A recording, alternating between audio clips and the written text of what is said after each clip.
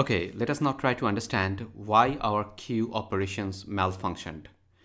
We will again dry run the NQ and DQ operation with this array that is having the 5 elements there, and we'll try to understand why that happened and how that happened, and then we'll try to correct the things there. So let us consider the rear and front again at the index 0 there. We are starting the operation, so rear will be at 0 and front will be at 0. That's the very first index. And then we have inserted 3 elements there, 10, 20 and 30. So after the NQ operations, the rear will be at index 3, obviously, after these 3 insertion, and front will be there at 0. Now if we try to delete an element, then it's the 10 that's going to be deleted first, obviously, because that's there. The front is there at index 0. So front will be moved off after the deletion. So now since the front is here, the next element that will be deleted is 20. Now, the problem is arising here due to the fact that we are moving the rear and the front marker in one direction only. You see that we are moving the front up to the next index. So the index 0 is now empty, but we are unable to utilize that empty element because rear is moving towards the end of the array, and we do not have implemented any mechanism to move back the rear to the bottom of the array. So since the front and the rear is moving in one direction, we are unable to utilize the vacant elements which are there at the bottom of the array.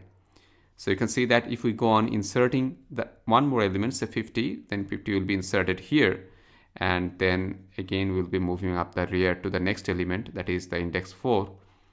And if we insert one more element here, again the rear will be moved up there at size, that is 5. Now rear is 5, and if we call the InQ operation once more, it's going to show us overflow because rear is beyond the last element. So we must implement a mechanism so that we can move back the rear to the bottom of the array so that we can utilize this vacant space, because this is vacant. The front has been moved forward so that this element is empty right now. So we have not implemented that thing with our logic.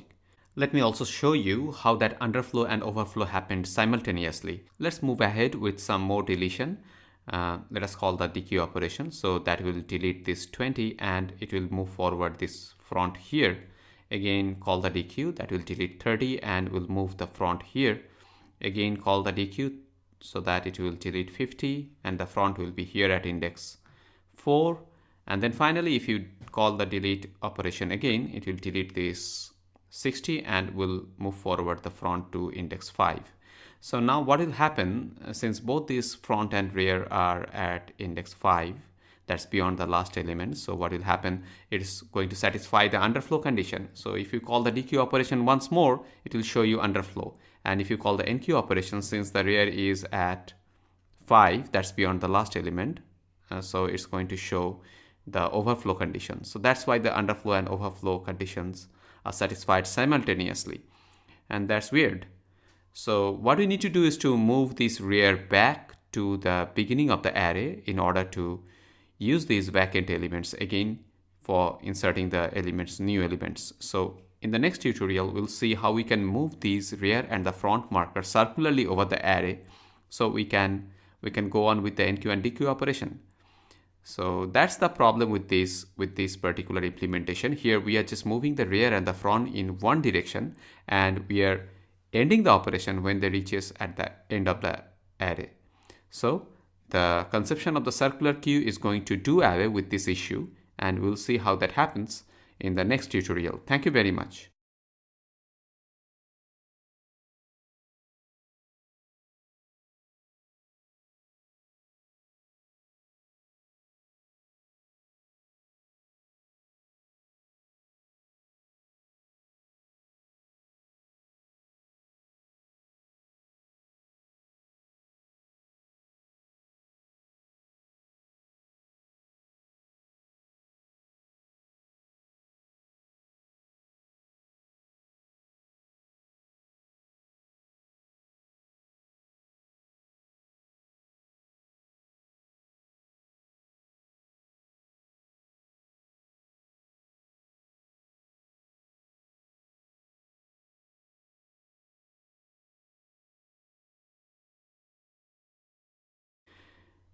So in the next tutorial, I will give you a conception where we will be actually moving the rear and the front markers circularly over the array so that we can utilize the backend elements at the bottom of the array. And that is called the circular queue.